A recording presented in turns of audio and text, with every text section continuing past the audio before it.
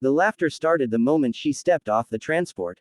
Private First Class Lena Carter, 26 years old, barely 5 feet 4 inches, her medical kit bigger than her frame, and her voice too soft to command attention in a war zone. The others, burly Marines, all hardened from combat, took one look at her trembling hands and fresh face and decided she was the weakest link. "Careful out there, Doc," one of them sneered. "Wouldn't want you to faint at the sight of blood." Lena smiled faintly, trying not to show how much it stung. She had heard it all before: too small, too gentle, too emotional. But what they didn't know was that behind her calm eyes lay memories darker than most soldiers could imagine. Because Lena had already been to hell. Her first deployment was on the island of Terralin, during one of the bloodiest standoffs of the decade. The 43rd Marine Battalion had been ambushed, surrounded on 3 sides by insurgents. The medic before her, a man twice her age and size, had been killed in the first wave. When Lena arrived at the forward operating base, bodies were still being dragged from the rubble.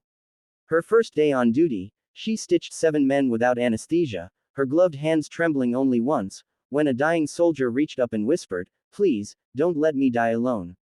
She didn't. She stayed beside him until his heartbeat faded. Then she moved on to the next. That was how she survived the months that followed, not by fighting, but by refusing to give up on anyone. But in the new assignment, a joint training mission aboard the carrier Liberty Dawn, things were different. She wasn't in a war zone anymore. She was surrounded by officers who thought she didn't belong. The elite combat team saw her as an outsider, a liability. Every time she gave an order during medical drills, the men hesitated.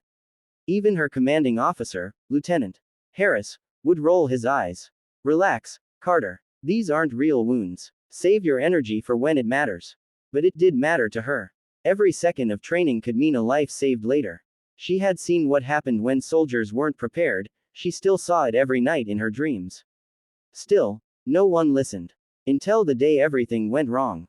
It was supposed to be a simple exercise: simulated missile impact, fire control, and evacuation.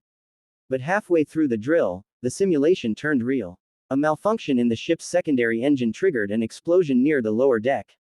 Smoke filled the corridors. Metal screamed. Alarms howled. And within seconds, chaos reigned. The Marines who had been joking minutes earlier now ran for cover, yelling, coughing, bleeding. The fire suppression system failed, trapping a dozen men in the engineering bay. Lena didn't wait for orders. She ripped off her gear and charged straight toward the flames. "Carter, get back," someone yelled. But she didn't hear, or maybe she just didn't care. Inside, the air was thick and choking. She crawled low, dragging her medkit behind her. The heat burned through her sleeves. She could barely see the shapes of the injured, but she recognized the screams. She found Corporal Jensen first, half conscious, pinned under twisted steel.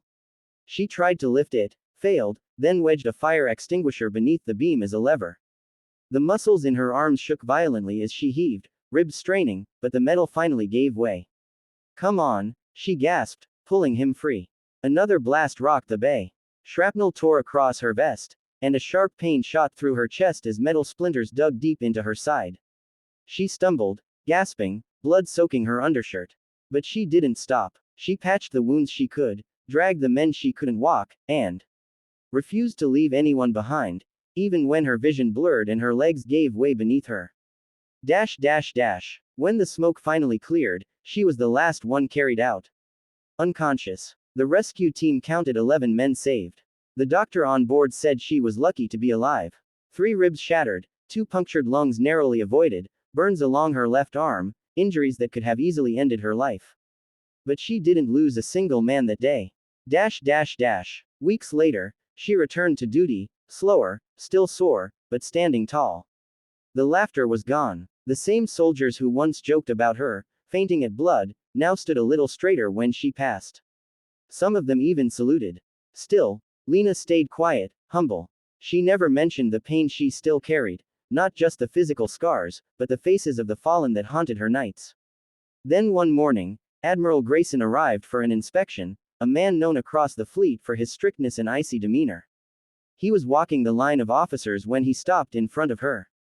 "Name?" he asked sharply. "Carter, sir. Combat Medic." His eyes lingered on her uniform, And then, unexpectedly, he said, "You were on Liberty Dawn, weren't you?" "Yes, sir." He paused, then nodded toward the faint scars visible along her ribs, just above her belt line where the burn marks met healed flesh. "I read the report," he said quietly. "You saved my nephew's life that day." Lena blinked. "Sir." "Corporal Jensen," the Admiral said. His voice softened. "He told me how you went back for him. How you nearly died dragging him out."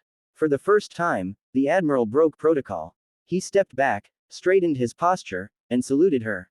In the stunned silence that followed, every soldier on deck did the same.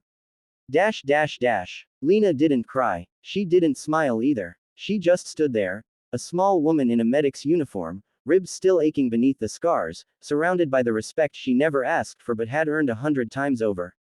That night, sitting alone in the ship's infirmary, she looked at her reflection in the stainless steel table. The world had always laughed at her, too gentle for war, too soft for command. But gentleness, she realized, wasn't weakness. It was strength refined by pain. Compassion sharpened by fire. She closed her eyes and whispered the same words she used to tell her patients in the field.